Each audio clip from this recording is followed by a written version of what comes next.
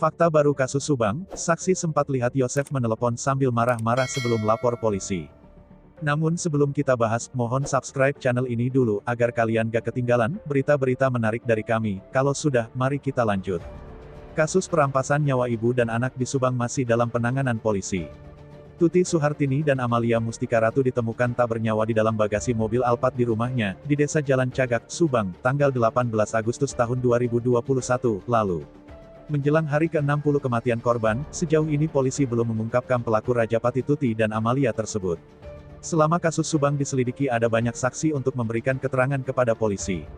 Yosef, suami Tuti Suhartini sekaligus ayah dari korban Amalia Mustika Ratu disebut-sebut sebagai saksi pertama yang ada di TKP. Selain Yosef, Mimin, Yoris dan kerabat lainnya, warga sekitar pun turut memberikan kesaksiannya. Dua di antaranya adalah Ujang, petugas kebersihan dan ketua RT setempat bernama Dede. Keduanya merupakan saksi saat situasi pertama kali penemuan mayat di Subang berada di TKP, selain Yosef. Kini Dede, ketua RT Jalan Cagak itu mengungkapkan fakta baru adanya saksi lain bernama Wawan yang melihat Yosef menelepon sambil marah-marah. Ketua RT itu pun menceritakan, saat menyaksikan situasi pertama kali mengetahui ada tragedi di rumah Yosef. Hal ini diungkapkan Kepala Desa Jalan Cagak, Indra Zainal saat mengobrol dengan dua saksi tersebut, lewat kanal YouTube-nya yang diunggah, tanggal 14 Oktober tahun 2021. Indra Zainal, Kepala Desa Jalan Cagak menanyakan awal mula penemuan jasad Tuti dan Amalia di lokasi bersama Yosef. Kemudian, Ujang petugas kebersihan mulai menceritakan kronologi saat ia dimintai bantuan Yosef.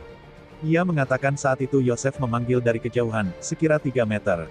Pak Ujang pang milariken bumi abdi itu, acak-acakan, pang ningalikeun wilah.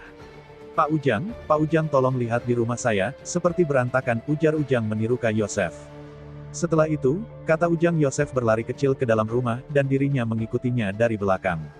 Saat sampai di TKP, sementara Yosef masuk ke rumah, Ujang mengaku dirinya tak berani masuk. Saat tiba Ujang mengaku tak melihat motor Yosef, namun ia melihat satu unit motor berada di dalam rumah. Ia juga tidak melihat secara detail darah atau air mengalir di dalam rumah. Ujang mengaku hanya melihat kondisi berantakan di ruang tamu yang agak berantakan. Karena tak berani masuk ke dalam, Ujang memilih pergi mengecek situasi di belakang rumah. Di sana ia melihat banyak darah sehingga membuatnya kaget hingga memutuskan untuk melapor ke ketua RT setempat. Kemudian Indra Zainal bertanya apakah Ujang melihat genangan air yang ada di bawah mobil. Ujang pun mengatakan saat di TKP di mobil Alphard tidak melihat bercak darah namun melihat genangan air tersebut. Lanjut Ujang bercerita karena melihat darah yang masih segar itu, ia pun langsung berinisiatif melapor ke ketua RT. Pak RT kaditu heula, di bumi Pak Yosef aya ser darah, ucap Ujang. Setelah Ujang melapor ketua RT, karena kondisi jalan, Dede memutuskan melewati jalan kebun di sekitar rumah TKP. Melihat situasi di depan rumah sudah ramai, ia melihat kondisi TKP berada di belakang. Di sana betapa terkejutnya Dede melihat banyaknya darah di pintu belakang.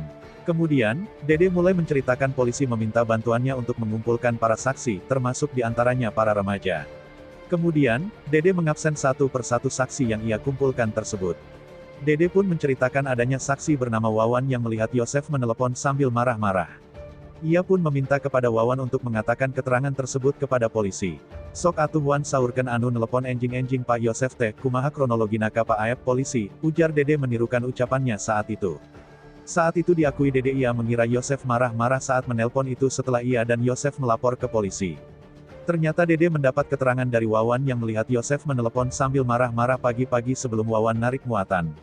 Sanes Pak RT, tah Mang Ujang oge ngupingnya, abdi ti parapatan narik muatan arah ka Kulon duka ka Jambu duka ka Ciseti, ninggal Pak Yosef di SD Sawo Ekeur nelepon ambek-ambekan, duka cenah nelepon saha-saha namah.